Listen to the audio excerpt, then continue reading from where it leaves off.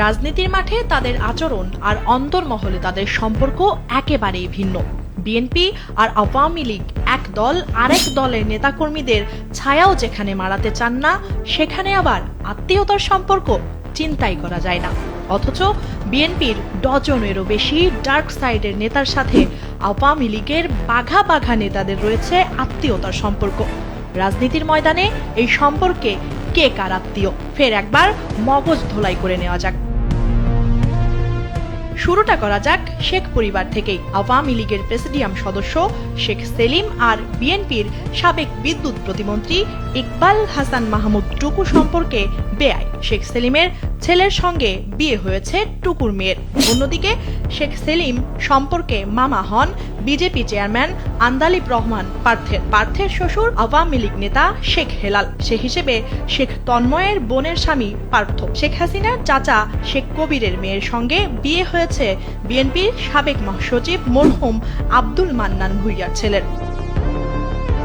শেখ হাসিনার সাবেক আন্তর্জাতিক বিষয়ক উপদেষ্টা ডক্টর গওহর রিজভী ও বিএনপি চেয়ারপারসনের উপদেষ্টা আব্দুল আওয়াল মিন্টু সম্পর্কে বেআই। মিন্টুর ছেলে বিয়ে করেছেন গওহর রিজভীর মেয়েকে। আওয়ামী লীগ নেতা মরহুম MR সিদ্দিকীর ছেলের সঙ্গে বিয়ে হয়েছে বিএনপি নেতা মরহুম সাইফুর রহমানের মেয়ের। বিএনপি নেতা মরহুম কামাল ইবনে ইউসুফ এবং আওয়ামী লীগ নেতা সুবিদ আলী ভূঁইয়া সম্পর্কে বেআই। সুবিদ ভূঁইয়ার ছেলের সঙ্গে বিয়ে হয়েছে কামাল ইবনে ইউসুফের মেয়ের। আবার কামাল ইবনে ইউসুফের আপন ভাগ্নে আওয়ামী লীগ নেতা ইঞ্জিনিয়ার খন্দকার মোশাররফ হোসেন।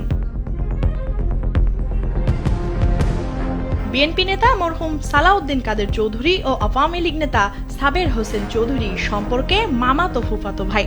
অন্যদিকে সালমান এফ রহমান এবং সালাউদ্দিন কাদের চৌধুরী সম্পর্কে খালাতো ভাই। আওয়ামী লীগ নেতা মরহুম APM মহিউদ্দিন চৌধুরী আর বিএনপি নেতা মরহুম সালাউদ্দিন কাদের চৌধুরী সম্পর্কে ছিলেন চাচা ভাতিজা। আবার বিএনপি নেতা আব্দুল্লাহ আল নোমানের ভাই মরহুম আব্দুল্লাহ আল হারুন ছিলেন আওয়ামী লীগ নেতা।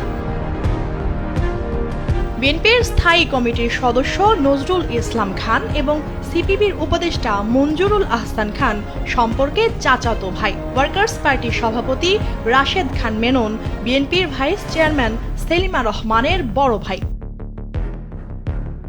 টানা 15 বছরের ক্ষমতায় আওয়ামী লীগ নেতাদের দাপটে অনেকটাই কোণঠাসা ছিল বিএনপি। দেশেই থাকতে পারেননি অনেক বিএনপি নেতা, যারা ছিলেন তাদের বেশিরভাগেরই অন্দর বাহির অবস্থায় কেটেছে।